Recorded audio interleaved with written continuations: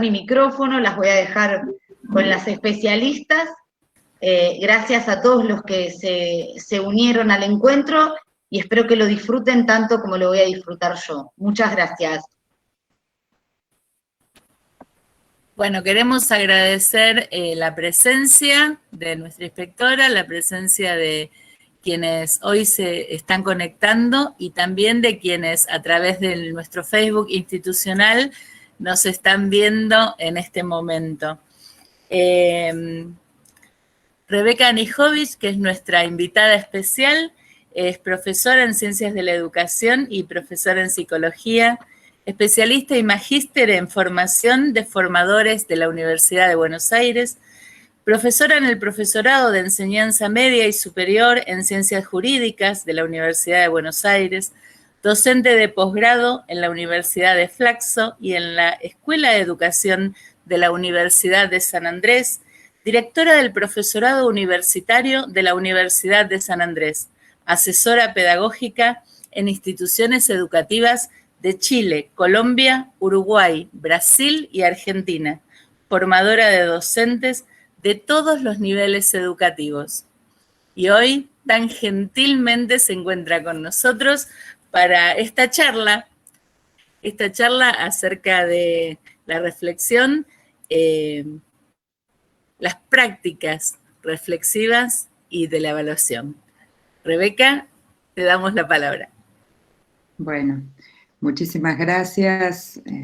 Gracias especialmente a Nadia, que vieron, uno se escribe con alguien por mail, ¿no? Y después es lindo ponerle cara al nombre, así que gracias Nadia por toda la gestión.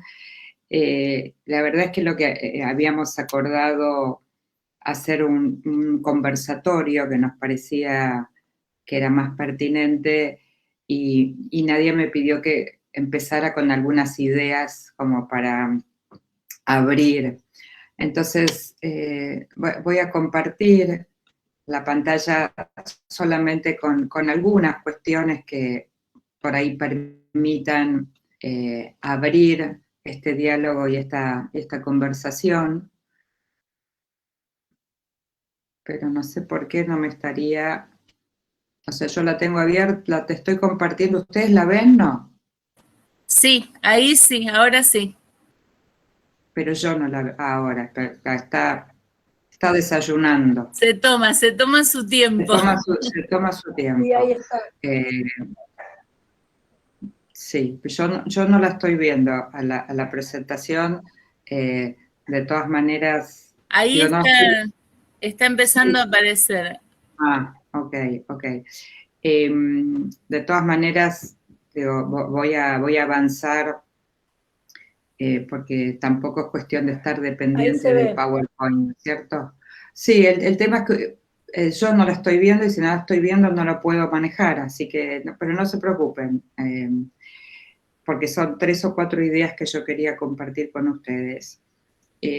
La primera que tiene que ver con el tema de la práctica reflexiva y que por algún motivo, digamos, realmente interesante, estas reflexiones el año pasado se han vuelto más sistemáticas de lo que uno habitualmente hacía, como sentarse a pensar, un poco empujadas por la incertidumbre, por todo lo que efectivamente nos ha sucedido.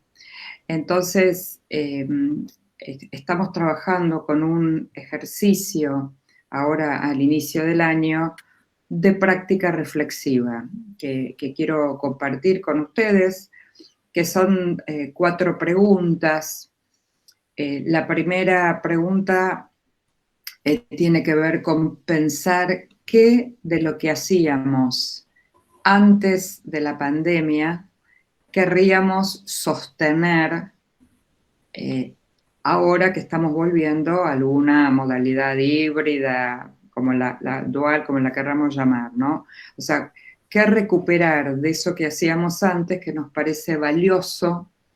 ¿Qué prácticas, digamos, pensamos que habría que sostener, que habría que recuperar y sostener? La segunda pregunta, en la misma línea, ¿qué prácticas de las que hacíamos antes de la pandemia deberíamos soltar, dejar de hacer, ¿no?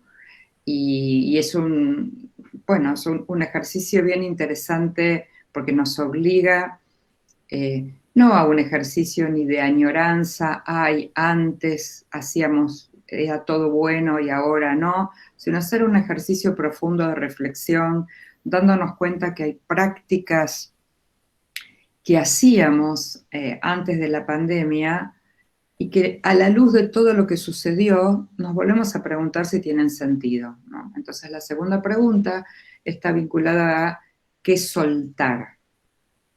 La tercera pregunta es, ¿qué de las prácticas que desarrollamos el año pasado en pandemia pensamos que son buenas de sostener, aunque no tengamos pandemia, ¿se entiende? O sea, de lo que aprendimos el año pasado, seguramente tenemos prácticas que decimos, esto vale la pena sostenerlo, recuperarlo, nos fue bien, fue algo que no esperábamos, pero la respuesta de los chicos, de las familias, bueno, entonces, ¿qué de esas prácticas queremos ahora incorporar en el 2021? Y la última, igual, ¿qué prácticas de las que el año pasado hicimos quisiéramos soltar? Porque las hicimos fruto de las circunstancias, las hicimos en algunos casos ensayo y error, pero que entendemos que no nos generan, no nos aportan nada en particular.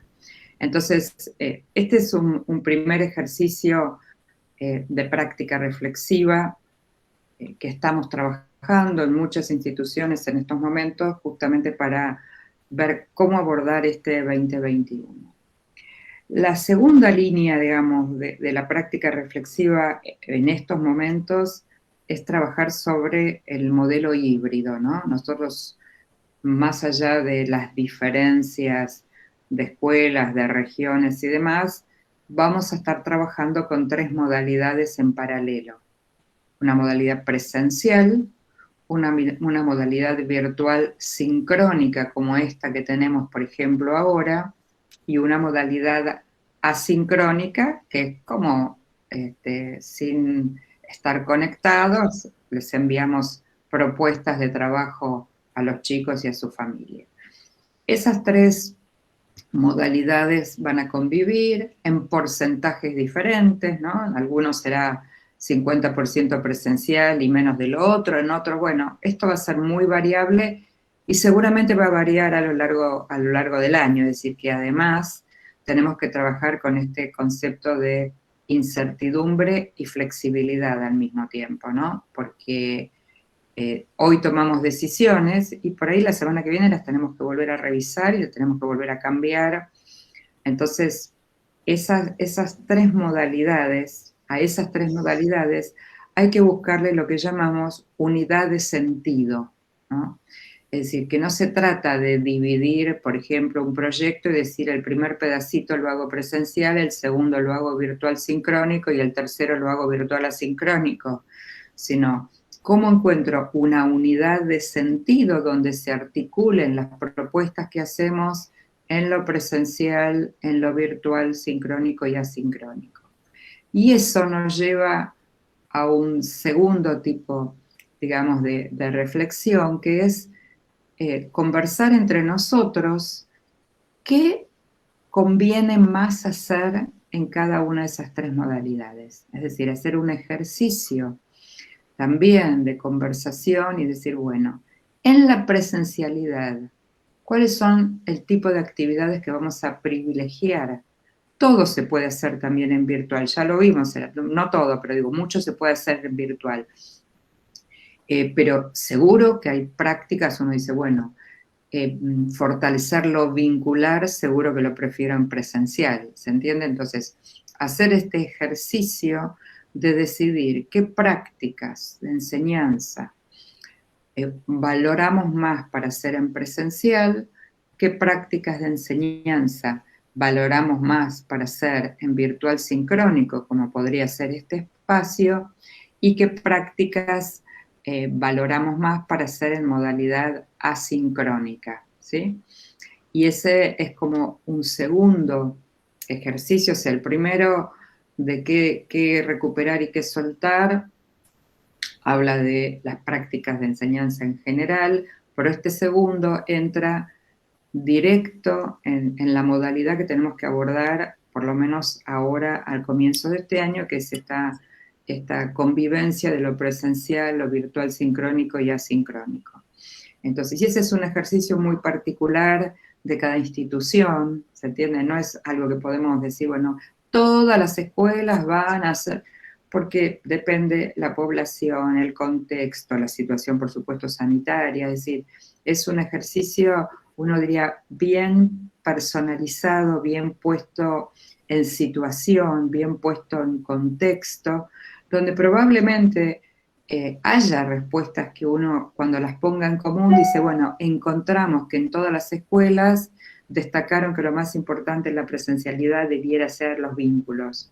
Y entonces uno podría decir, bueno, podemos sacar algunas conclusiones, pero el ejercicio acá es al revés, es como de lo particular a lo general, ¿no? Como construcción, por supuesto, colectiva al interior de cada institución. Bueno, eso es como para arrancar el tema de la práctica reflexiva. Si quieren, ponemos a conversar estas ideas inicialmente y después vamos al tema de evaluación, si les parece. Sí. No sé, Nadia o Karina, si tienen preguntas pueden ir escribiéndolas a través del chat, tanto acá en el Meet como en el chat de Facebook, y bueno, Nadia nos va a ayudar con eso, con las preguntas que vayan haciendo. Buenísimo, Karina. Gracias. Bueno, Gracias. Te cuento, Rebeca, que nosotros estuvimos haciendo todo un trabajo institucional de investigación cuando tuvimos el agrado de recibirte y saber que ibas a estar acá con nosotros. Todos los docentes estuvieron investigando, nosotros compartimos muchos documentos, más allá de lo que ellos ya siempre venían leyendo, ya veníamos trabajando institucionalmente, y tenían como una tarea que era por mail mandarnos algunas preguntas que te quisieran hacer porque era como sorpresa. Imagínense que viene Rebeca, ¿qué le preguntarían? Hasta que después le contamos que estaban y salió un montón de preguntas que ahora te voy a contar. Igual los invitamos a todos a que vayan escribiendo sobre esto que Rebeca habló recién y se lo podemos transmitir. Entre las preguntas que salieron sobre prácticas es ¿qué importancia y diferencia hay entre estas prácticas reflexivas individuales de las colectivas, ¿no? Esto de el repensar la propia práctica desde uno y hacer una reflexión a nivel institucional. Sí, a mí hay algo que siempre me parece importante, porque por supuesto que todo lo que hacemos en comunidad de práctica, ¿no? En grupo, en conjunto, es muchísimo más rico y tiene esa potencialidad de generar, cuando uno habla, generar en el otro, provocar en el otro una idea, una pregunta. Pero a mí me parece importante no perder el momento de reflexión individual, ¿se entiende? Porque esta imagen de no acallar ninguna voz, y que a veces en el colectivo, ¿vieron? Bueno, algunos hablan más que otros, algunos son, bueno, más frontales o más desinhibidos, y entonces perdemos muchas veces las voces de los que por razones, digamos, no por ningún problema en particular, sino alguien es más tímido, alguien... Entonces, toda la práctica reflexiva para mí tiene que tener siempre un momento individual primero, ¿no? Donde yo invito a que cada uno de los que está en mi grupo escriba algo, piense, responda a una pregunta y escuchar la voz de cada uno. Y recién después iniciar ese debate, ese intercambio. Primero, porque también quisiera que suceda esto en las aulas, ¿no? Que no sean los chicos los que siempre, uno diría, levantan la mano, o los que se atreven a hablar, sino cómo darle voces a todos. Y en la práctica reflexiva es muy importante, primero, ese ejercicio individual, qué me pasa a mí, qué me pregunto, un relato de una clase que para mí fue mala o fue buena, es decir, ese ejercicio individual es muy importante y recién después, entonces el ejercicio de encontrar los puntos en común, de encontrar las diferencias, de establecer acuerdos, consensos, ¿no? Pero hay una combinación de las dos, ¿no? Que por supuesto, vuelvo a repetir, la grupal, la de conformar comunidades es riquísima, pero yo no saltearía el paso de reflexión individual, ¿no? Porque si no, quedan acalladas voces y a lo mejor se acoplan, ¿vieron? Bueno, si la mayoría va para allá, yo también voy, pero yo no estoy convencida, y después pasa, en el aula lo vemos. En realidad, vieron como Mafalda en sus historietas dice, bueno, ¿qué querés que te conteste? ¿No? Cuando la maestra le pregunta, lo que yo pienso, lo que mi mamá dice que te tengo que decir, lo que es políticamente correcto, lo que querés escuchar, ¿no? Entonces hay algo de dar lugar tanto a la reflexión de los maestros como la misma situación con los chicos, ese espacio individual, ¿no? Eso es lo que pienso, digamos, de lo individual y lo grupal. Y generar como confianza para que ese espacio se pueda producir, ¿no? Porque el momento de hacer una reflexión implica una crítica interna y un repensar con un buen sustento teórico que nos acompañe, y a veces eso es como un punto de inflexión difícil para poner en palabras, igual que con los estudiantes.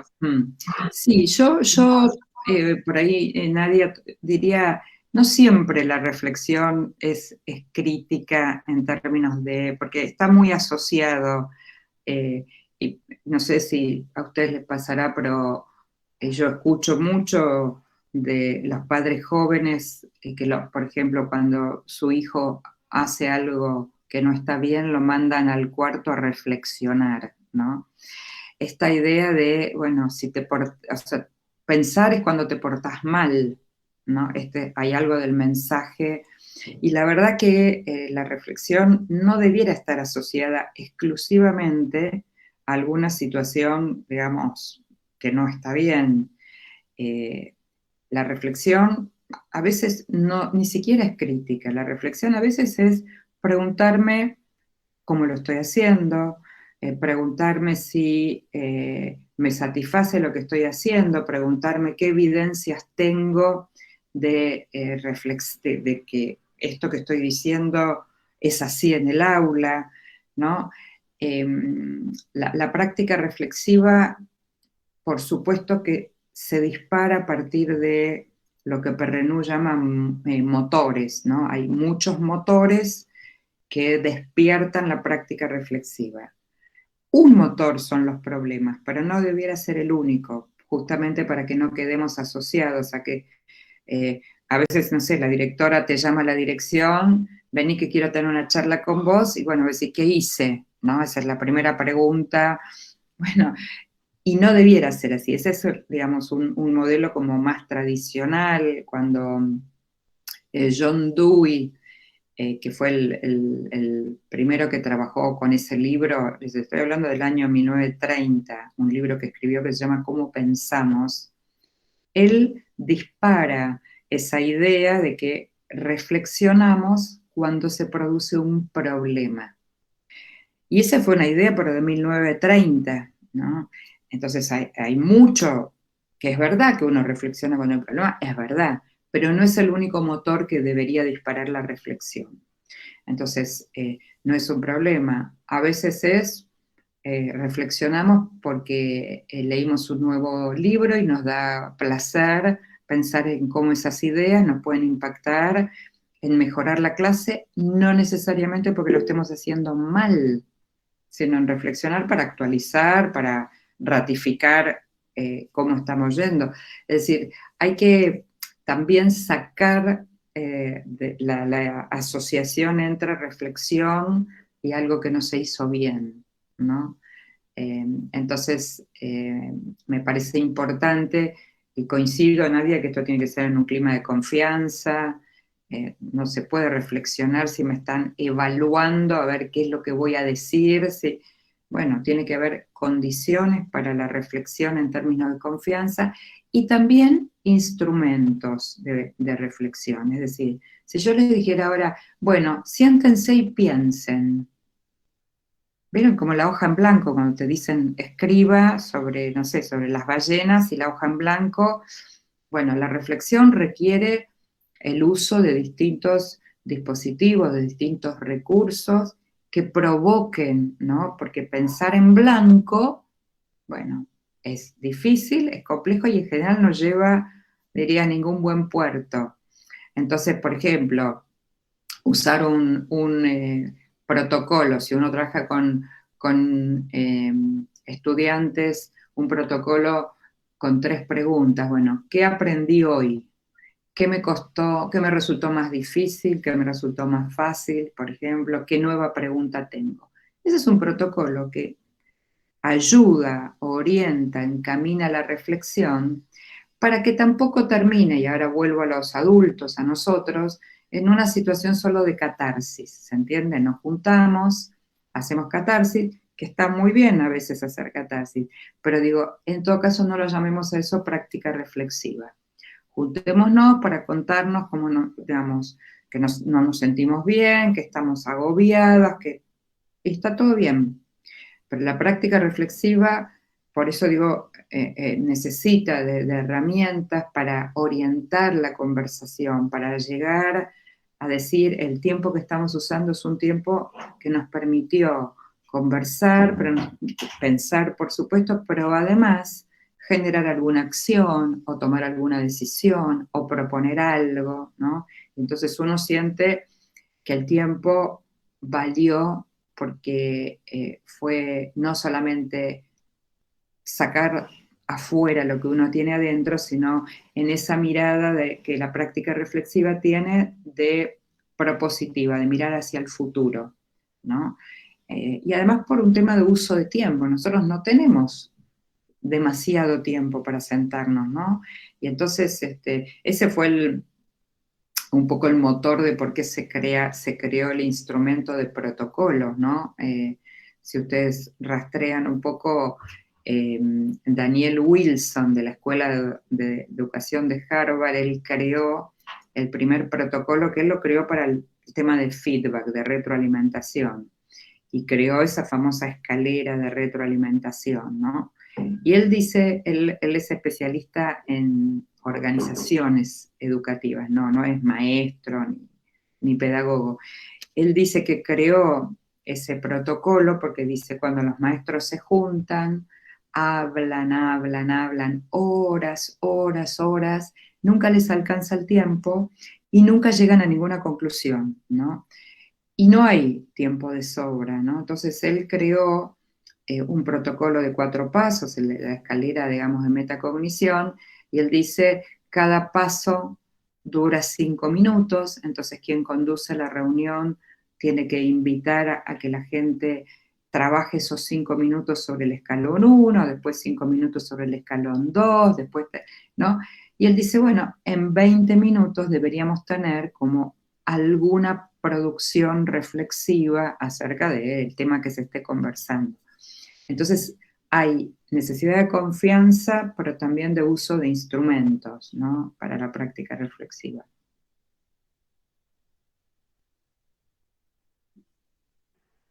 Bien, te voy leyendo algo que van poniendo acá en el chat. Dice, Valeria, dice, a veces uno reflexiona a partir de una reacción-acción de un alumno frente a una propuesta o actividad que genera el pensar en positivo.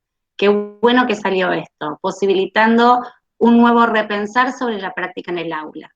Por supuesto. Y eso sería, Valeria, como los distintos motores que provocan la reflexión. Puede ser un problema, una reacción, una situación difícil, ganas de saber más de algo, interés por, ¿no? Todo eso es motor que provoca la reflexión, ¿no? Y que te invita de alguna manera a repensar. Lo que pasa que cuando te invitan a pensar porque hay algo que hiciste mal, la reflexión no es una reflexión cómoda, no es una reflexión que va a permitir, es una reflexión de justificación. Te explico que en realidad yo hice esto por esto, esto y esto, se torna en justificación, no en reflexión. Y entonces, por eso decimos que necesitamos no solo que un problema nos provoque la reflexión, ¿no?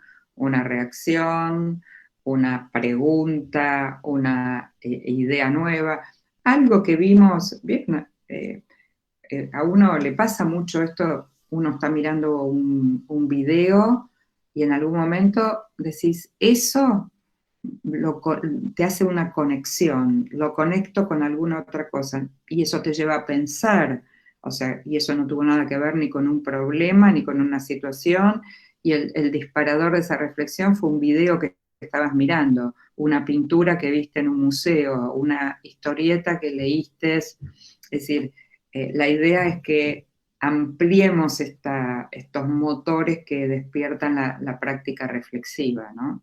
Por supuesto,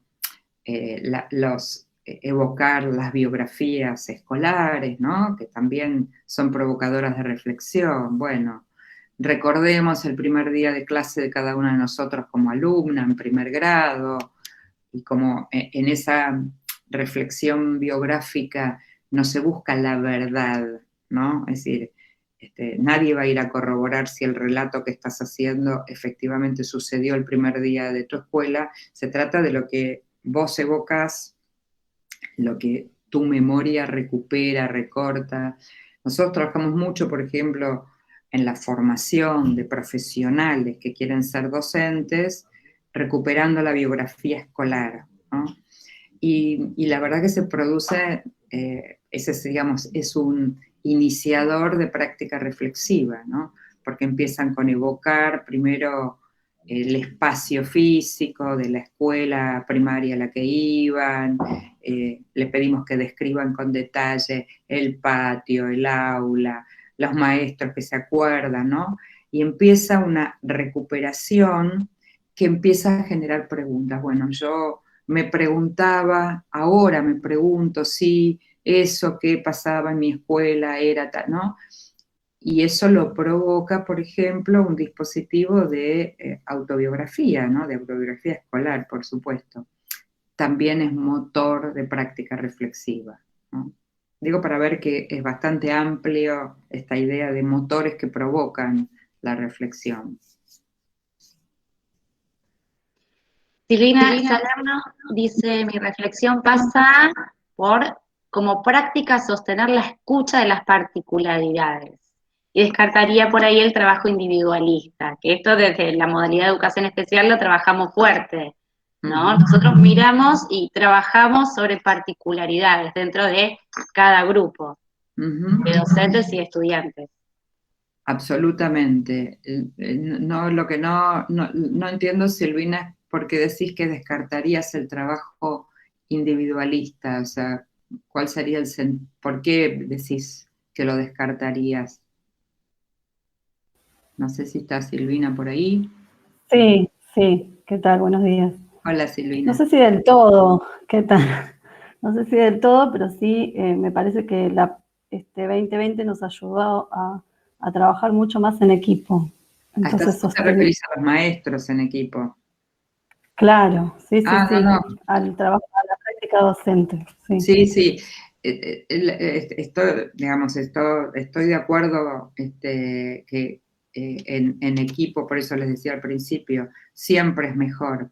Pero digo, no lo descartaría porque, por ejemplo, a mí me gustaría, si estoy en una reunión con vos y con otras maestras, que vos traigas y cuentes el caso, vos, el tuyo, y otra maestra cuente el suyo, y otra maestra cuente, y recién después, entonces reflexionar. Claro, sí, por eso, quizás no me expresé bien. No, está bien, quería entender si te referías a alguna cosa. Claro.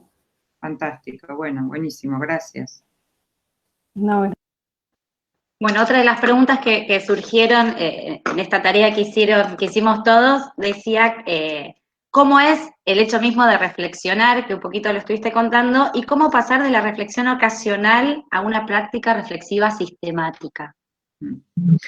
Bueno, la posibilidad de, digamos, cuando es ocasional, tiene todas las desventajas de algo que no tiene continuidad y que finalmente uno lo hace generalmente porque te lo piden, ¿no? ¿Vieron esa forma de decir, bueno, me lo pedís, te lo hago, pero no es genuina? La práctica sistemática, como tiene una continuidad, tiene herramientas que usamos, eso, o sea, lo que le da a la práctica sistemática esa posibilidad de continuidad es que se usan distintas herramientas, estrategias, dispositivos que se van articulando unos con otros, que hay continuidad, es decir, que el segundo encuentro de práctica reflexiva tiene que retomar cosas del encuentro anterior, o sea, no es bueno, hoy hablamos de esto, mañana hablamos de esto otro, pasado de esto otro, sino hay como uno diría es hilos invisibles que van articulando las conversaciones, que van articulando, hay que documentar, o sea, una condición de la práctica reflexiva es documentar, y documentar puede ser hacer una bitácora del encuentro, puede ser que rotativamente le toque a, no necesariamente, por supuesto, a quien coordina, sino que rotativamente cada maestra hace la síntesis de lo que sucedió ese día. La síntesis recupera no solo los temas conversados, puede recuperar los acuerdos, puede recuperar las preguntas que quedaron, que se trabajaron, puede recuperar tareas que quedan pendientes para la próxima. Entonces, la práctica sistemática entonces requiere de documentación, requiere de uso de diversidad de dispositivos para que esta práctica suceda. La práctica sistemática también requiere de bibliografía que nos ayude a salir simplemente de una conversación de sentido común, decir, bueno, a ver, nos preocupa, no sé, la evaluación, bueno, por supuesto, en la reunión de hoy hicimos preguntas sobre evaluación, nos pasan estos casos, bueno, la próxima vamos a seguir conversando sobre esto, pero entonces acá hay 3 o 4 lecturas a elección de los participantes, veamos si en la lectura no vamos a exponer el resumen del texto leído, vamos a buscar, leer, para ver si encontramos alguna idea que conecte con la pregunta que tenemos o con la inquietud que tenemos. O sea, es una lectura orientada a sostener preguntas, afirmaciones, hipótesis. No es la lectura que hago para el profesorado, la facultad, que leo, hago un resumen del texto, o sea, es una lectura que busca, a ver, ¿dónde encuentro datos para esta pregunta, para esta inquietud que tenemos? Entonces, eso forma parte de la práctica, digamos, reflexiva sistemática, y por supuesto siempre, digo, no es obligatorio, pero yo les comparto, nosotros siempre que hacemos práctica reflexiva, incluimos siempre algún dispositivo de desarrollo de este aprender, de habilidades metacognitivas, ¿no? Un poco revisando, bueno, ¿qué me pasó a mí con estas reflexiones del día de hoy? Digo, ¿qué me pasó desde emocionalmente? Me enojé, me molestó, no estuve cómoda, hasta ¿vieron los tickets de salida? Ese recurso tan fácil de usar cuando termina una clase o termina una reunión, donde construimos se llama además ticket de salida porque la idea es que sea un texto cortito donde se le proponen 3 preguntas o 3 frases para completar. Por ejemplo, la conexión que hice en la reunión de hoy, ¿no? Que hablamos de evaluación, la conexión que hice fue con cómo comunicar a las familias el tema de la evaluación. Esa es la conexión que yo hice. ¿Qué nueva pregunta tengo? Todavía me pregunto si y obviamente puedo decir, me sentí cómoda, incómoda en la reunión de hoy, o sea, lo que uno quiera. Esos tickets de salida, por ejemplo, se hacen también, se pueden hacer obviamente con estudiantes, y en la modalidad presencial nosotros los hacemos anónimos. No nos interesa quién escribe qué, pero lo que sí hacemos es juntamos toda esa información de los tickets de salida y en el próximo encuentro empezamos el encuentro compartiendo una síntesis, por supuesto, de lo que había en los tickets de salida. ¿Se entiende? O sea, es una información a modo de retroalimentación para quien conduce la reunión, pero eso vuelve al grupo nuevamente. Y entonces le plantea, bueno, en la reunión pasada la mayoría de ustedes, por ejemplo, no sé, hizo conexiones con el tema de evaluación y familias. Evidentemente este es un tema que nos preocupa, entonces vamos a dedicar nuestra reunión de hoy a trabajar con ese tema, ¿se entiende? Y eso le va dando continuidad, eso va hilando, como si uno fuera tejiendo una trama en lugar de actividades sueltas. Bueno, todo eso conformaría una práctica reflexiva sistemática, ¿no? Bueno, acá María del Rosario Orsini dice, buenos días, para quienes formamos parte de los servicios de inclusión, representa un interesante desafío poder generar dispositivos que permitan el registro de datos y análisis de casos para el trabajo con los docentes de los diferentes niveles para producir prácticas reflexivas para la toma de decisiones en conjunto.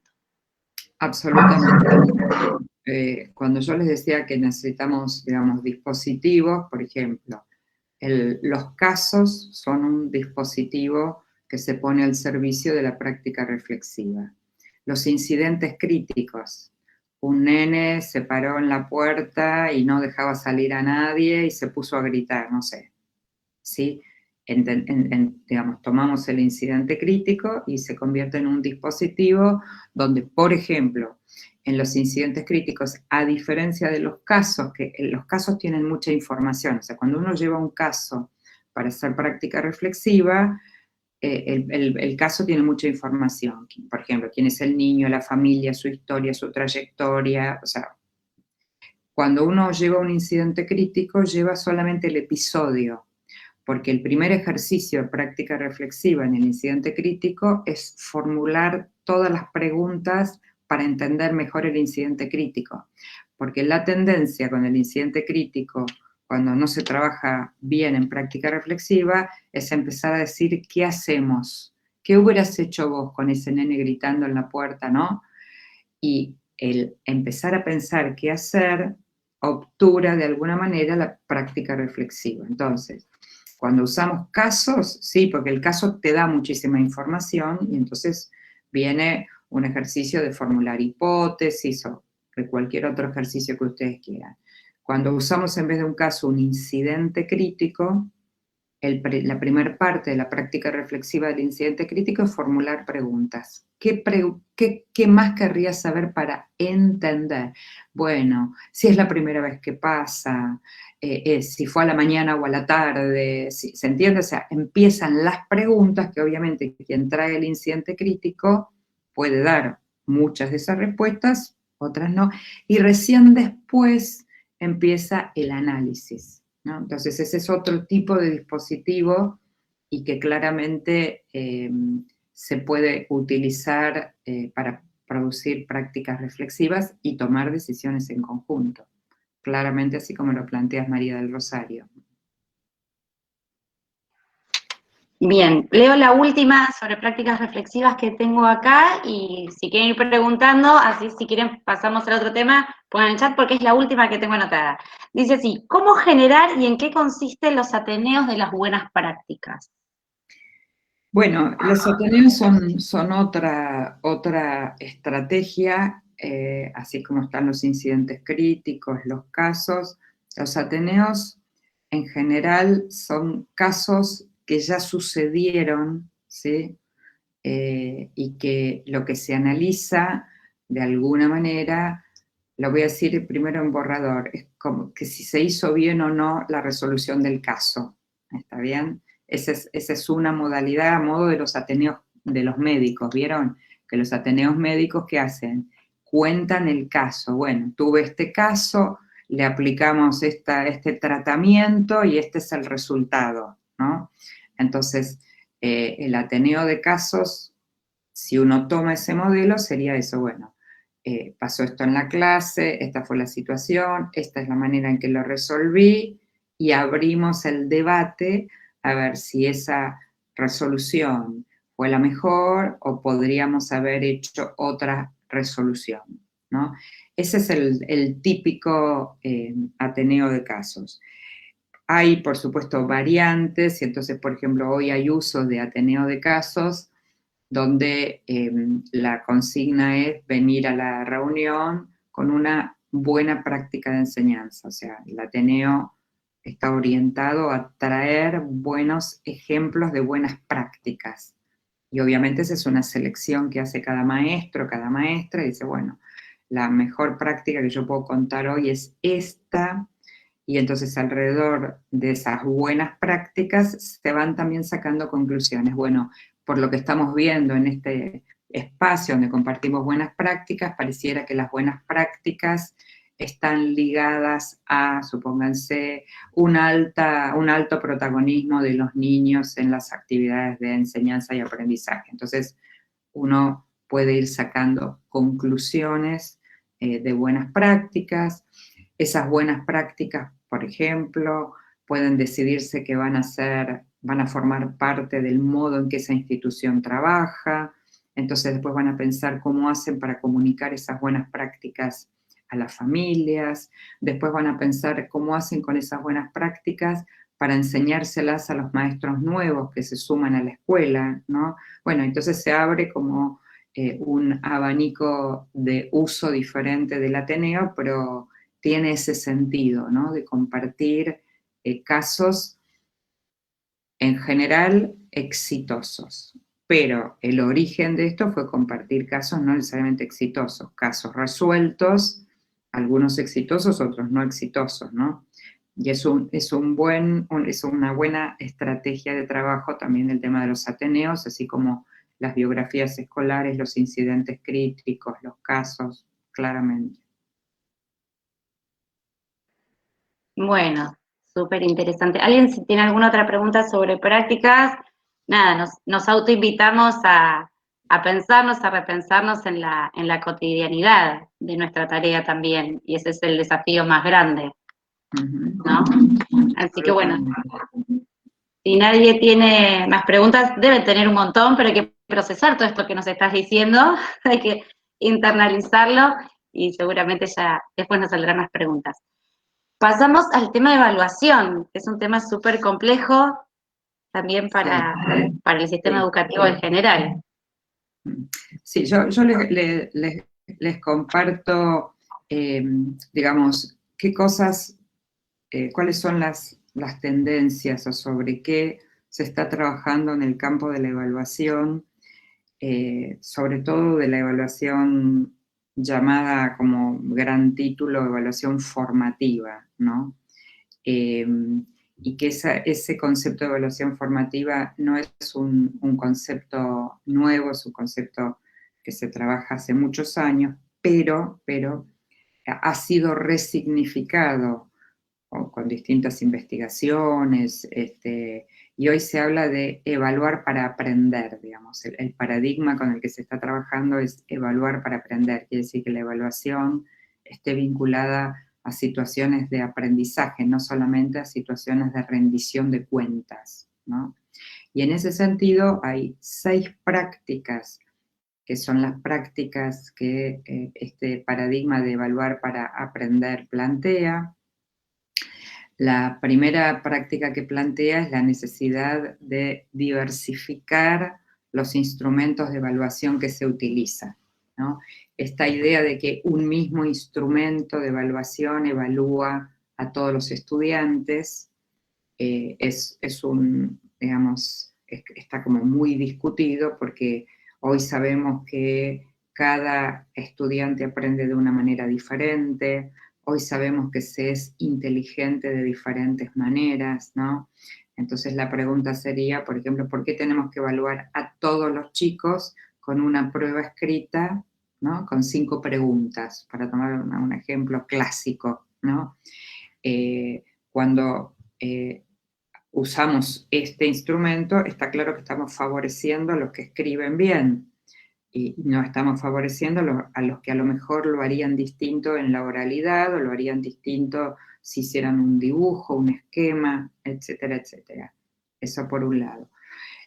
Por otro lado, en esa misma diversidad, el planteo es que, les digo el horizonte de esto, no donde estamos parados, pero el horizonte sería que uno le pueda decir si yo tomara esta situación que estoy acá con ustedes y quisiera saber qué aprendieron de este encuentro, ¿no?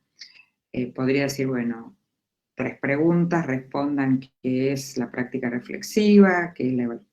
O podría decirle, cada uno de ustedes muestre de la manera que quiera qué aprendió en este encuentro. Y seguramente alguno de ustedes diría, bueno, yo haría un mapa conceptual. Y otro diría, yo buscaría ejemplos de aula para mostrar. Otro diría, yo escribiría un texto argumentativo a favor de la práctica o en contra de la práctica reflexiva, ¿no? Y cada uno de ustedes podría elegir si están claros los criterios de evaluación, ¿se entiende? O sea, si por ejemplo yo les digo, miren, lo que vamos a evaluar es la capacidad de ustedes de establecer relaciones entre conceptos. Si está claro eso, y además uso una rúbrica, una lista de cotejo, a mí me daría lo mismo que ustedes graben un podcast, que hagan un esquema, en la medida en que cualquiera de esas modalidades ustedes muestran su capacidad para establecer relaciones. Eso implica un grado de trabajo con la autonomía, con el desarrollo de habilidades metacognitivas a lo largo de toda la escolaridad. Eso no se logra ni en un día ni en un año, ¿no? Y de esas prácticas, lamentablemente, hay pocas en el aula. Hay mucho en los libros, mucho en las investigaciones, mucho en la teoría, poco. Y un poco el año pasado, el 2020, cuando los ministros de educación de la mayoría de los países latinoamericanos, por lo menos dijeron que va a haber evaluación formativa, nos encontramos con estudiantes que no tienen prácticas de autoevaluación, que no tienen prácticas de retroalimentación entre pares, que no tienen prácticas de qué hacer cuando reciben una retroalimentación, que son todas prácticas vinculadas al desarrollo de la autonomía y de lo que se llama en psicología cognitiva el aprendizaje autorregulado, ¿no? Que es, bueno, darme cuenta sola sin que venga la maestra y me diga, por ejemplo, que tengo que volver a leer el texto porque no lo entendí. Y nosotros en eso, como sistema educativo, generamos chicos muy dependientes. Y no hablo del que necesita un acompañamiento particular, digo genéricamente hablando, ¿no? Seño, ¿puedo? Seño, ¿está bien? Y nosotros decimos, sí, está bien, ¿no? Las preguntas ya de los más grandes, inclusive en la universidad, ¿esto entra en el parcial? Me decía, ¿qué pregunta es esa? Es una pregunta de este modelo de dependencia. ¿Qué quiere decir? Que me preguntes si entra en el parcial y yo te tengo que decir si entra o no entra. Si entra lo vas a estudiar y si no entra no lo vas a estudiar. Es un modelo absolutamente cero autonomía, cero aprendizaje autorregulado. Entonces hay un camino, digamos, que en este enfoque de evaluar, digamos, en términos de aprender de la evaluación. Entonces, la variedad de los instrumentos de evaluación, el desarrollo, la enseñanza y el desarrollo de prácticas de autoevaluación, de retroalimentación como prácticas sistemáticas, el uso de la retroalimentación formativa, que no es solamente decirle muy bien tu trabajo o tenés que mejorar tu trabajo, porque eso no es retroalimentación formativa. Si ustedes me dicen a mí, tenés que mejorar tu trabajo, yo no sabría por dónde empezar, no sabría qué hacer. Cuando ustedes me dicen muy bien tu trabajo, yo me pongo feliz, pero no tengo la menor idea por qué está muy bien mi trabajo. Entonces hay todo un recorrido donde la retroalimentación en este enfoque ocupa un lugar, diría casi el lugar central de este enfoque, la retroalimentación formativa, que bueno, es todo un capítulo importante. El compartir, digamos, el dejar de ocultar los criterios de evaluación, que en la práctica de la evaluación tradicional, ustedes recordarán, te ponen un 7 y no tenés la menor idea de por qué te pusieron un 7, y empezás a discutir por qué mi compañera que escribió tantas páginas como yo se sacó un 8 y a mí me puso un 7, ¿no? Y toda esta discusión alrededor de lo oculto de la evaluación. Entonces, en este enfoque de evaluar para aprender, los criterios son transparentes, son compartidos con los estudiantes, con las familias, con la comunidad educativa en su conjunto. Y la última idea es trabajar con lo que se llaman evaluaciones auténticas, ¿no? Como instrumentos de evaluación, que sería, el ejemplo sería, en vez de preguntar, por ejemplo, qué es la contaminación ambiental, una evaluación auténtica podría ser, por ejemplo, si podemos salir, por ejemplo, llevarlos a los chicos al río que está en la ciudad donde vivimos y pedirle que busquen indicadores de contaminación en ese río, que justifiquen, por supuesto, con todo lo conceptual aprendido, en lugar de pedirle que escriba la definición de contaminación ambiental. Entonces hay todo un desarrollo de lo que se llaman evaluaciones auténticas, que están vinculadas con el mundo real, que tienen que ver con problemas donde los contenidos que se enseñan tienen que ver no solamente porque están en el diseño curricular, sino se los conecta con el mundo que nos rodea, ya sea el mundo cercano, inmediato, o el mundo globalizado que tenemos hoy. Y entonces, con toda la rigurosidad que eso implica, ¿no? Es bueno, contame lo que a vos te parezca que viste en el río. Yo quiero indicadores de contaminación y que puedas fundamentar por qué decís que este es un indicador de contaminación ambiental.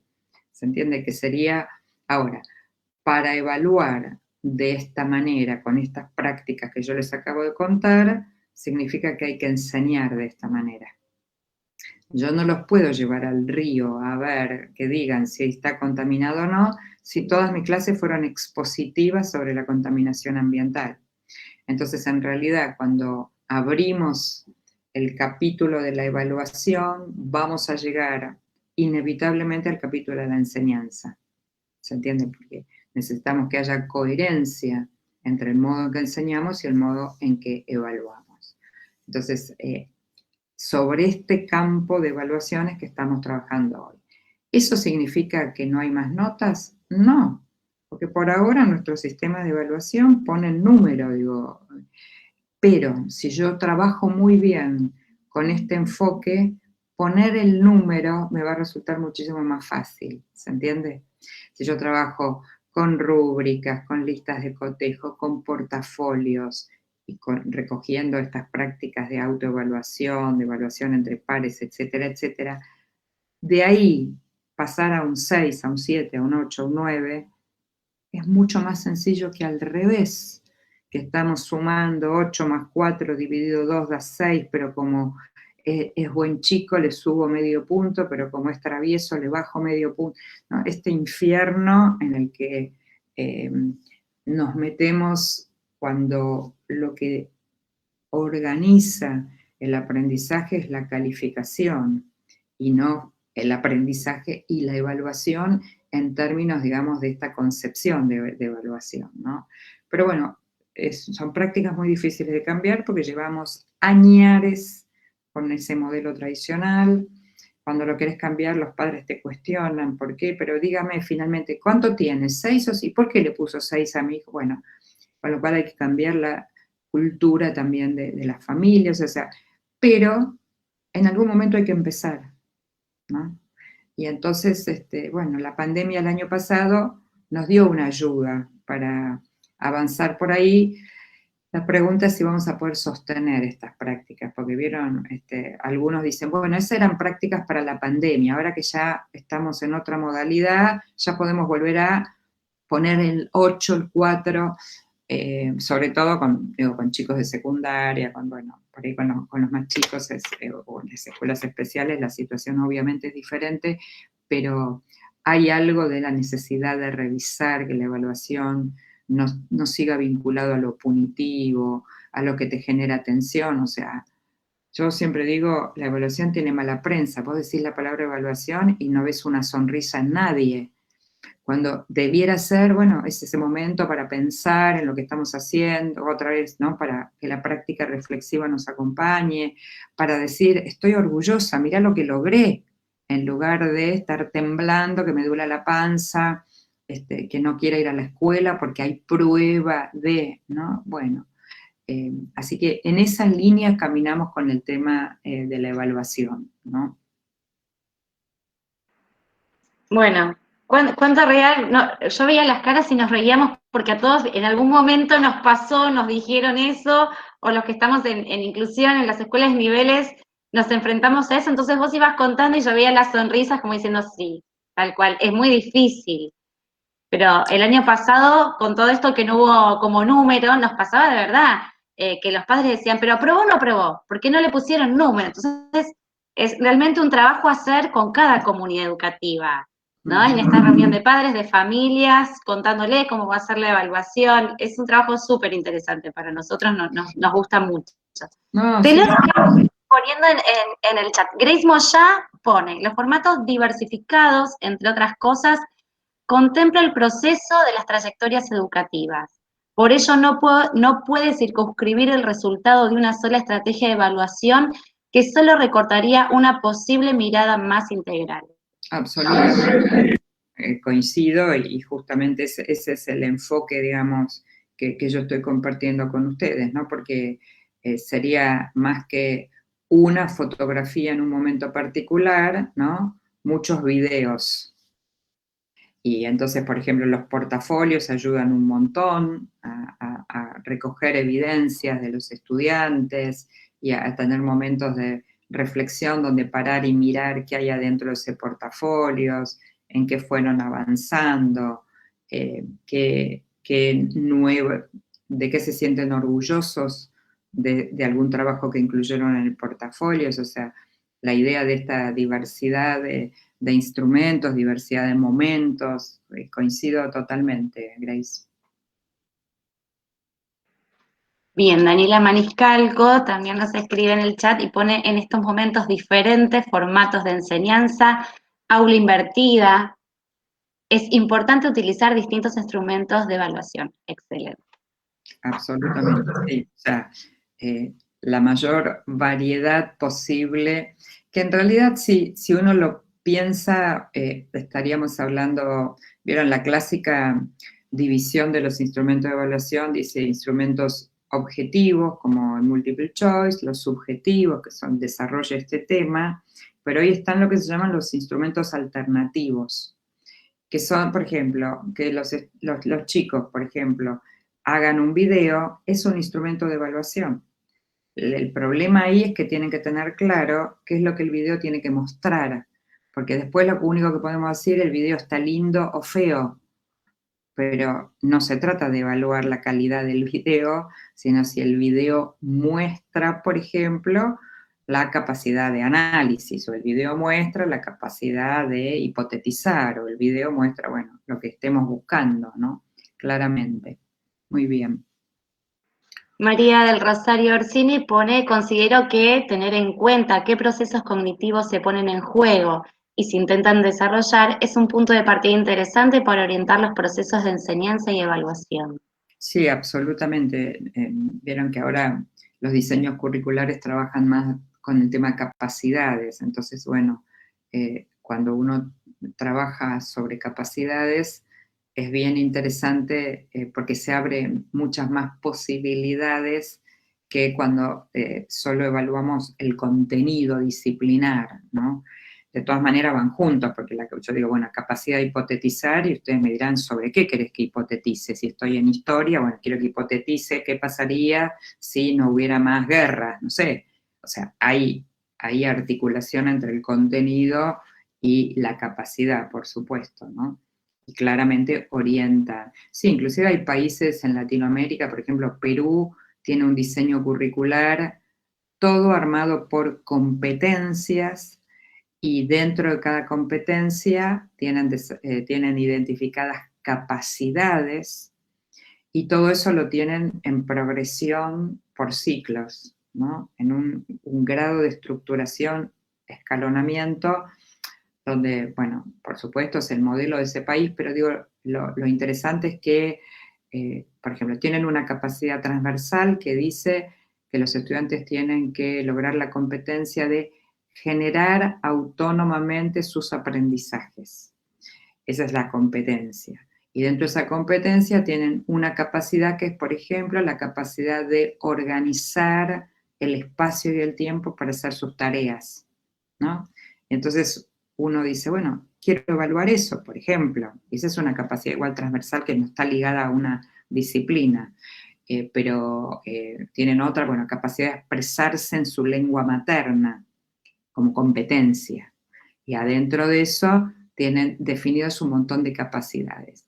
Los estudiantes tienen que conocer la competencia, tienen que conocer las capacidades que se espera que logre, y después vienen, bueno, que les pedimos como evidencia de esas capacidades, que sería la evaluación, digamos. Así que sí, es bien interesante trabajar con los procesos cognitivos, ¿no?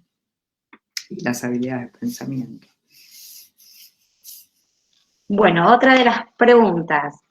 Esta pregunta te la cuento más que leértela porque estaba relacionada con año 2019, presencialidad, estilo de trabajo, estilo de evaluación.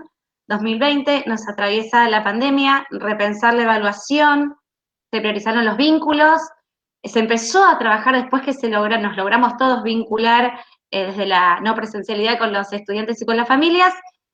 Se empezó a dar contenido, terminó el año, evaluar, valorar, y 2021, vuelta a este modelo híbrido, presencialidad, no presencialidad. En nuestro caso seguimos sin presencialidad en la escuela.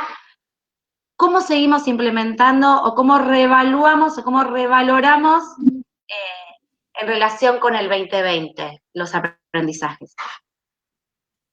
Bueno, inicialmente, así como decíamos hace un ratito, hay que recuperar en principio, o sea, para mí el primer periodo de este año hay como dos cosas para hacer. Por un lado, es recuperar todo lo que les pasó a los chicos en la pandemia. O sea, hay que pensar en actividades que no sean, digo, solo de catarsis otra vez, sino, pero tiene que haber un espacio para poner en palabras, para procesar. Por supuesto, se puede articular con un cuento, con la literatura, pero hay que ayudar a poner en palabras todo lo que pasó, que bueno, es fuerte, profundo, ya sabemos de eso. La segunda cosa es tratar de recuperar los aprendizajes, tanto los formales, quiero decir, aquellos que nosotros hemos enseñado, como recuperar aprendizajes que los chicos han hecho, diría, por su propia cuenta, ¿no? Por ejemplo, quién aprendió a hacer la cama, quién aprendió a cocinar algo, quién aprendió a cuidar a su hermano, porque hay allí muchísimas habilidades aprendidas, porque hay muchos conceptos, digo, uno podría tomar, por ejemplo, quien aprendió a hacer la cama. Justo la semana pasada estaba conversando con un grupo de maestros y hacíamos un ejercicio de eso. Bueno, si un nene te cuenta que aprendió a hacer la cama, la maestra era maestra de matemática, bueno, ¿qué conceptos de matemática podríamos además tomarnos de eso? Bueno, ¿cómo hacemos para que te quede, supóngase, prolijito la sábana dentro del colchón? ¿Qué habría que medir, no? Y se armó una clase de geometría absolutamente articulada con esta experiencia de hacer la cama. Entonces, a mí me parece que hay un ejercicio que tenemos que hacer de recuperación de lo aprendido, enseñado por nosotros, y de lo aprendido en el marco familiar, espontáneamente, etc. Por supuesto, esto depende de la edad, de la circunstancia particular, pero digo, como concepción genérica, ¿no?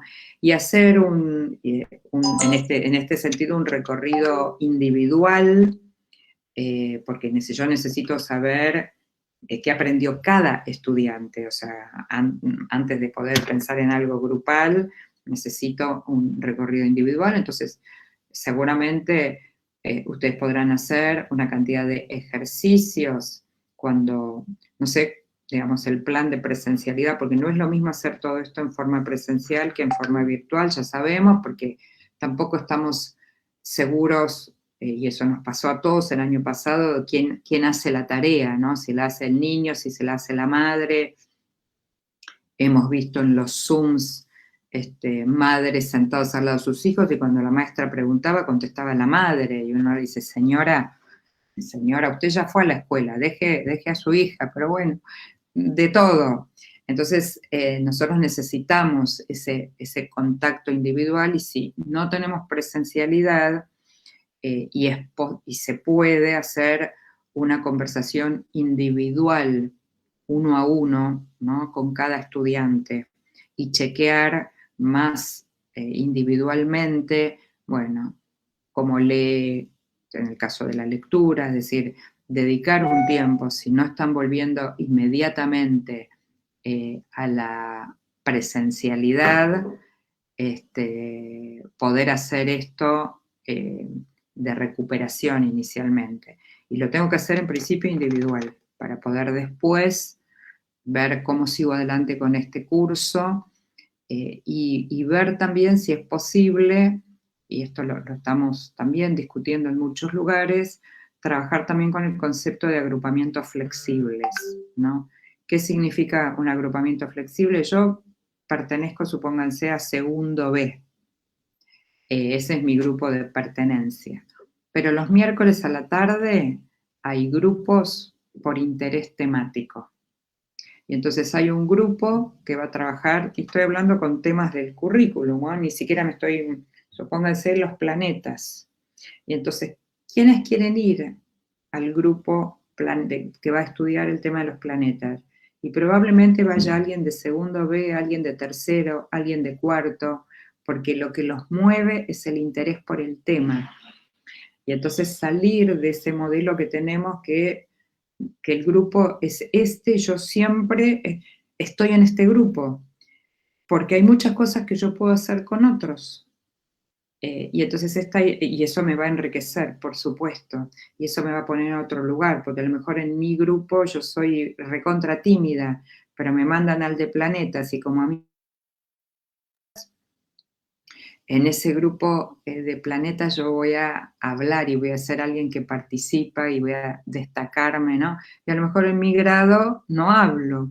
Entonces, la idea, digamos, de la diversidad, de la heterogeneidad, tiene que ver también con que podamos generar algunas propuestas de agrupamientos flexibles. La virtualidad nos ayuda, porque si estaríamos en burbuja presencial, claro que no me puedo mover de mi burbuja, pero estando en esta modalidad, perfectamente puedo estar, invento, lunes, miércoles y viernes en mi segundo A, pero el martes a la mañana los grupos son por interés. Y el jueves a la mañana los grupos son, por ejemplo, entre comillas voy a decir, por dificultades. Los que todavía no leen bien van a estar en este grupo y vamos a ayudarlos a que avancen en la lectura. Y ahí habrá alguien de segundo y alguien de tercero y alguien de primero, no importa. Y así, a mí me gusta usar la imagen de las autopistas, ¿vieron? La autopista tiene yo quiero con todos mis estudiantes llegar, no sé, a Mar del Plata. Hay un camino para llegar a Mar del Plata, pero hay muchas colectoras. Entonces, en algún momento yo puedo bajar a la colectora porque quiero ir a tomar un café, pero el otro puede seguir por la misma autopista, ¿no? Y parar en otro lugar y bajarse en vez de en el McDonald's, bajarse, no sé, en el Automóvil Club y comerse una media luna. Y se entiende, hay algo de salir de la homogeneidad en la que la escuela como institución nos ha metido en una época donde hablábamos de inteligencias múltiples, de distintos modos de aprender, de trayectorias individuales. Bueno, hay que materializarlo eso también en los espacios de aprendizaje, ¿no? Para que efectivamente podamos trabajar de otra manera. Wow, nos quedamos todos así, nos encantó.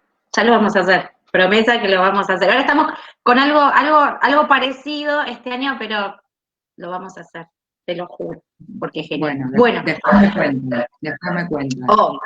Obvio. Después, bueno, otra de las preguntas tiene que ver con, viste que dentro de la modalidad de educación especial nosotros tenemos el trabajo en la sede, pero también acompañamos las trayectorias de estudiantes en los niveles, algunos en inicial, primario y secundario. Entonces, hablando de estos dispositivos de evaluación, las preguntas que surgieron era en relación a no generar o no hacer tan visible, porque a veces juega en contra, estas diferencias entre los chicos dentro del nivel con el chico en propuesta de inclusión, ¿no? Y también para dentro de la sede, porque en cada aula son muchísimas particularidades. Entonces, por ejemplo, el dispositivo es factible, la pregunta ¿es factible de hacerlo individual? Estos criterios de evaluación personalizados. Esos criterios de evaluación, dijiste de evaluación, Nadia. Sí, evaluación.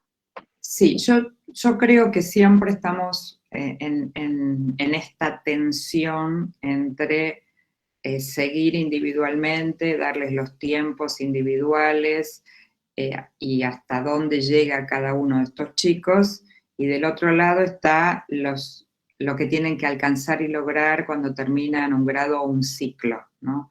Y eso siempre genera tensión.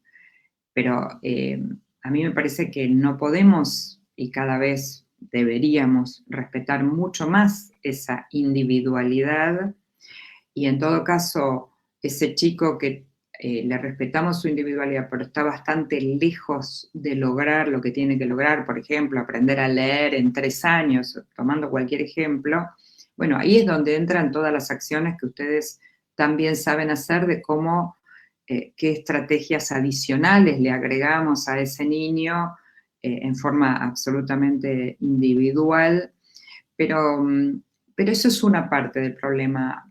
Para mí hay algo que todavía hay mucho que recorrer en la primera parte de la pregunta que vos traías, Nadia, que es cómo hacemos para, en ese grupo donde hay de todo, porque no solamente hay niños con necesidades educativas especiales, hay un niño tímido que no abre la boca, y hay un niño hiperkinético que no tiene ninguna necesidad educativa especial, solo que es muy ansioso. O sea, nosotros tenemos que trabajar mucho la idea de diversidad, pero no hablando. Chicos, es muy importante.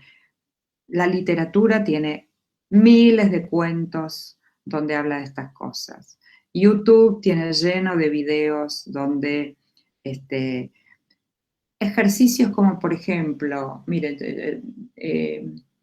hemos hecho muchas veces en un grado colgar en la pared un cartel que es donde cada uno pone la habilidad que tiene y que la pone a disposición del grupo. Por ejemplo, yo sé dibujar, entonces pongo Rebeca, digo que mentira, me llevé dibujo, o sea, no elegí buen ejemplo, pero bueno, pongo la habilidad que sea, y invitar a todos los chicos, a sus familias, puede ser algo, lo hemos hecho también con la escuela en su conjunto, y entonces estar atentos. Cuando proponemos una actividad, decir, a ver, ¿a quién le podríamos pedir ayuda para esta actividad? Y entonces empezamos por supuesto, por ejemplo, yo voy a proponer una actividad en clase, supone hacer un collage. Bueno, de la lista que tenemos acá, a ver, ¿a quién le podríamos pedir ayuda para pintar? Y entonces empiezan a aparecer nombres que habitualmente no aparecen, porque no son los destacados o los buenos, todo entre comillas, ¿no? Entonces hay que traccionar con algunas estrategias de este tipo para que sucedan estos cambios. No es simplemente por hablar, chicos, es importante, todos acá, cada uno. Hagamos cosas concretas, hagamos ese listado de habilidades, renovemos el listado a cada 3 meses, a ver quién agrega una habilidad nueva, quién cambia su habilidad por otra, ¿no? Y propongamos actividades donde esas habilidades se puedan poner en juego. Digo este ejemplo como muchos otros que a ustedes seguramente se les ocurre, porque necesitamos salir de lo discursivo acerca de la necesidad de la inclusión de todos, y hacer cosas, y cosas sencillas, puntuales, concretas, para trabajar.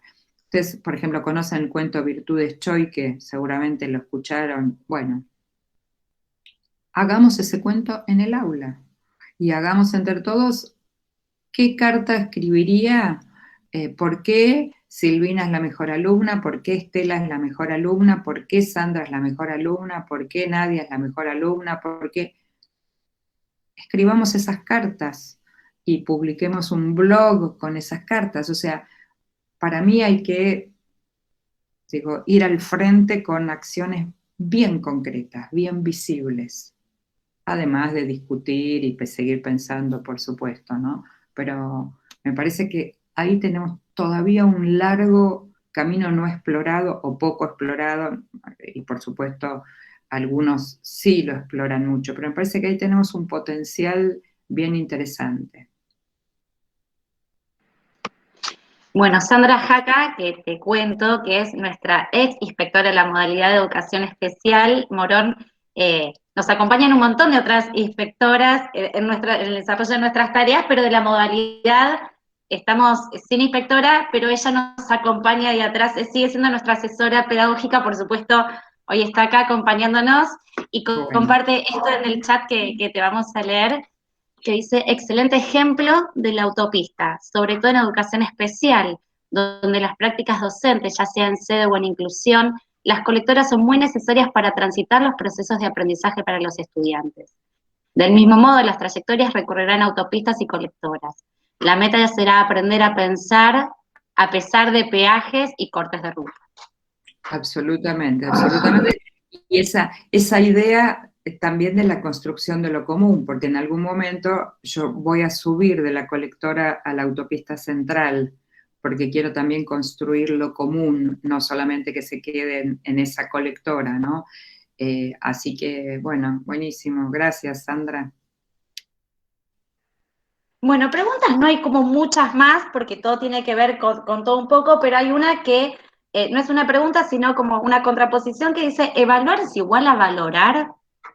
¿Evaluar los aprendizajes es igual que valorar los aprendizajes? No, valorar es una parte de la evaluación.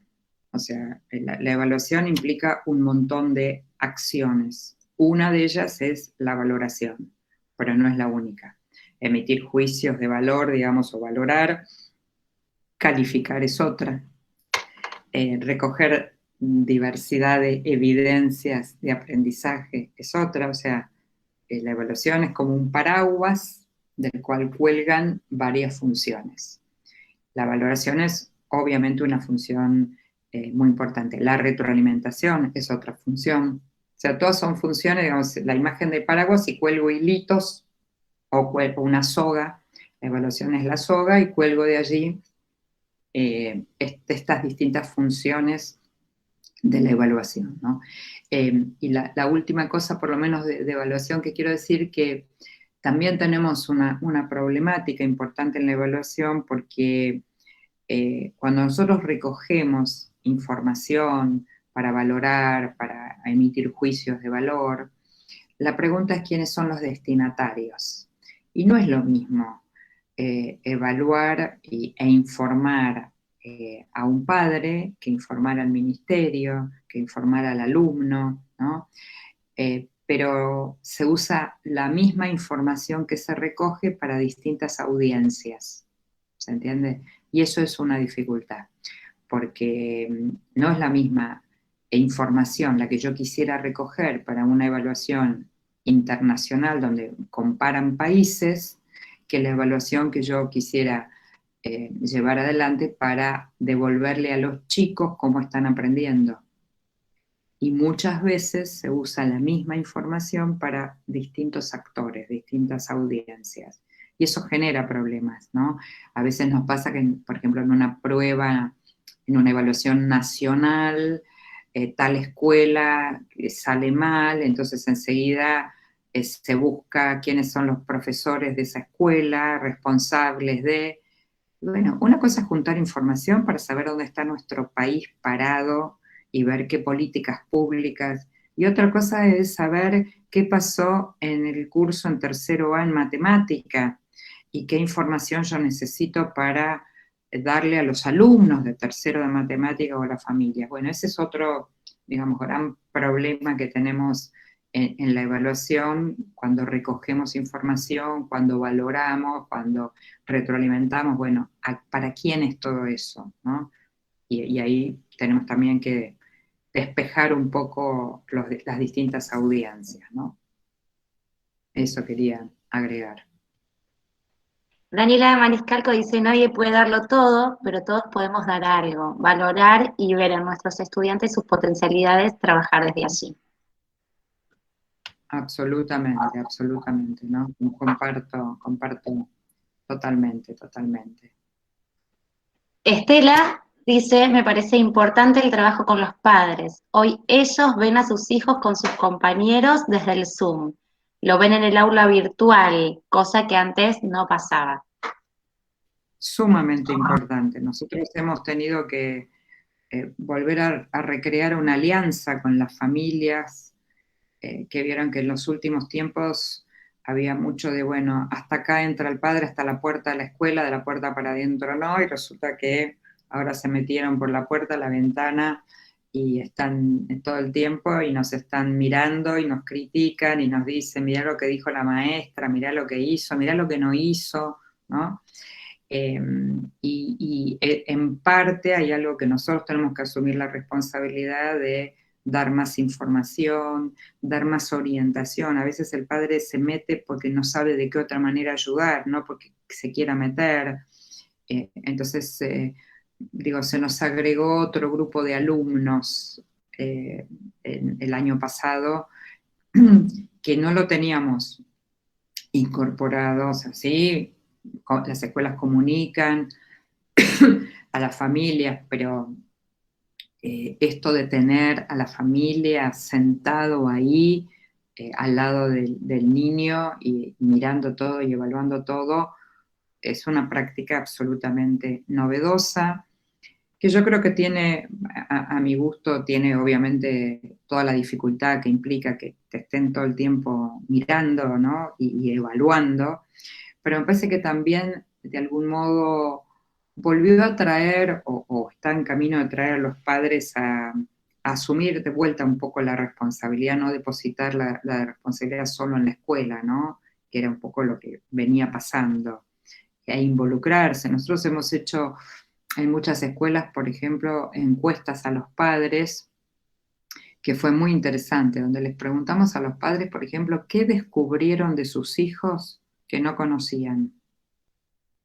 Y tuvimos respuestas maravillosas.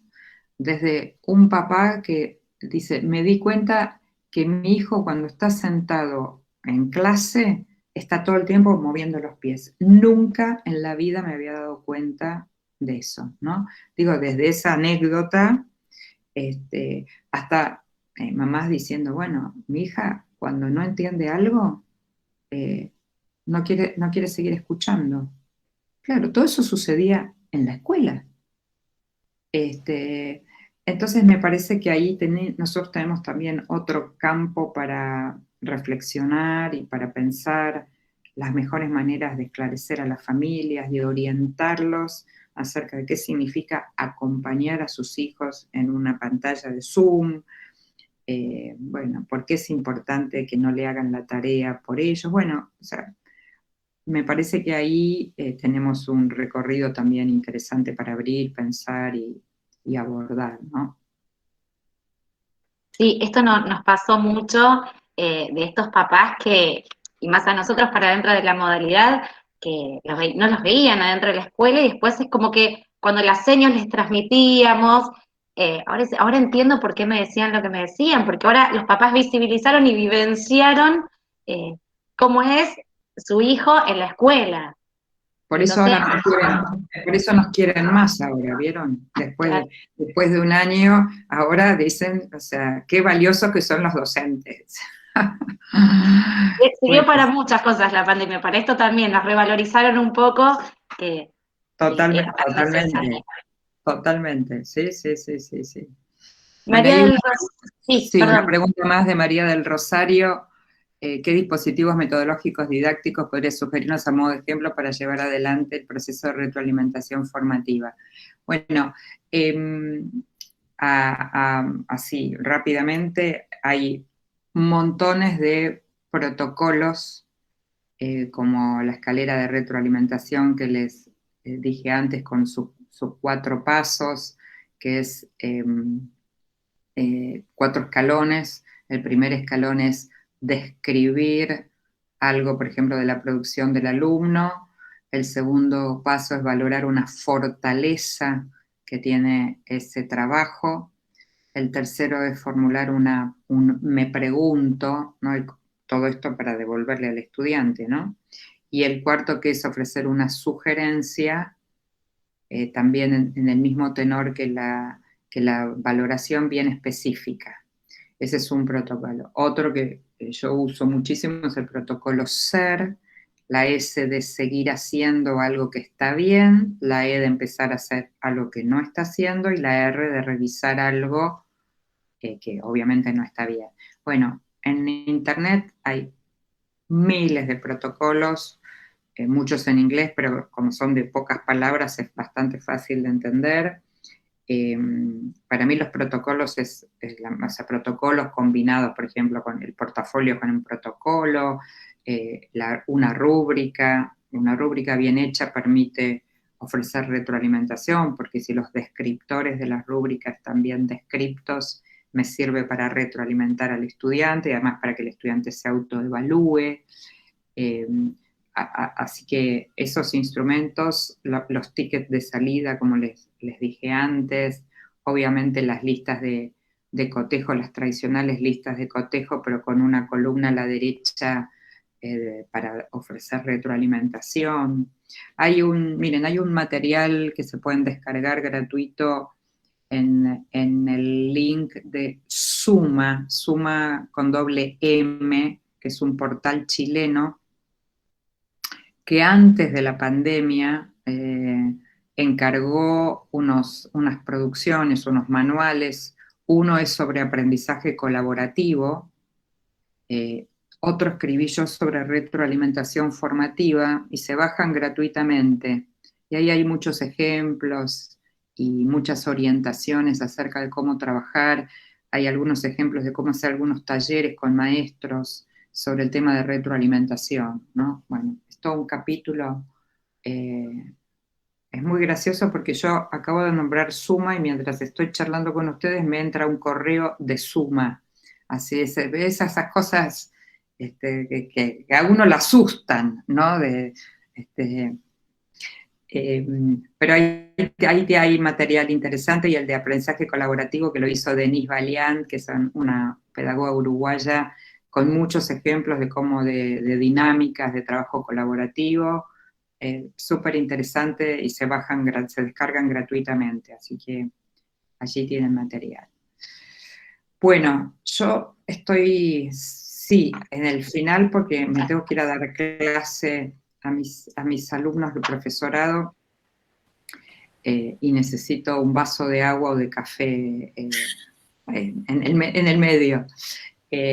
Así que, no, yo les agradezco a ustedes, porque a mí me encanta conversar más que hacer una presentación. Me parece que en el diálogo nos acercamos más a las preocupaciones genuinas, legítimas que uno tiene. Así que me encanta este espacio. Te agradezco, Nadia, nuevamente por invitarme, por dejarme entrar aquí un ratito al espacio de ustedes, y por supuesto seguimos en contacto, y lo que necesiten, tienen mi correo, me escriben, no hay ningún problema. ¿Está bien? Perfecto. Yo, antes que Cari tome la palabra, es agradecerte profunda e inmensamente. No sé los nervios que teníamos hoy, tenerte acá para nosotros es una de las cosas más lindas, por lo menos en la carrera de más de uno, porque uno te mira en YouTube, te lee, pero otra cosa es este intercambio mirándonos a los ojos, que nos parece súper enriquecedor. Y más allá, les contamos a muchos que por ahí no saben, esto no fue más que porque habla de la grandeza de una señora con la trayectoria de Rebeca Anijovic, que por un mensajito se generó todo esto. En 2 o 3 días ella me dijo que sí, me mandó una fecha, y quiero ponerlo en valor y en palabras, porque con tu trayectoria, con todo lo que tenés que hacer, que tan fácilmente hayamos podido lograr esto, habla de tu grandeza humana y profesional. Así que súper feliz y agradecida. No, gracias. No, gracias, Nadia. No. Bueno, ahora sí, los agradecimientos. En primer lugar, bueno, Rebeca, muchísimas gracias por tu generosidad, por haber estado tan dispuesta y tan pronta a aceptar esta charla con nosotras. Gracias a Nadia por haberlo gestado, mis compañeras de equipo de conducción, Dani también, que estuvimos ahí organizando. Gracias a Andrea Salem y a Martín, que nos están ayudando con la conexión, Martín de la Cascada, que nos ayudaron también. Y la presencia, quiero agradecer muchísimo la presencia de nuestra inspectora que nos acompaña y que está a cargo en este momento, Natalia Díaz, la inspectora Sandra Santachita de Educación Secundaria, la inspectora Cecilia Sorroche también de Educación Secundaria, la inspectora Graciela Moya de Educación de Adultos, el inspector Eduardo Sandes de Educación Superior, y nuestra inspectora jubilada de Educación Especial, Sandra Jaca, que también nos estuvo acompañando. Muchísimas, pero muchísimas gracias a todos por haberse conectado y por haber compartido con nosotros esta hermosa mañana de formación para todos. Así que bueno, les dejamos un gran saludo y por supuesto que seguimos en contacto y seguimos comunicados. Así que muchísimas gracias. Un aplauso. No, gracias a ustedes, les mando un abrazo enorme. Que sigan muy bien y seguimos en contacto. Un abrazo para todos. Gracias. Muchas gracias. Gracias, ya pueden ir cortando, se quedan todos. ¡Besos! Espero que sirvan, ya vamos a trabajar sobre esto, lean todo lo que anotaron. Excelente, gracias por invitarme.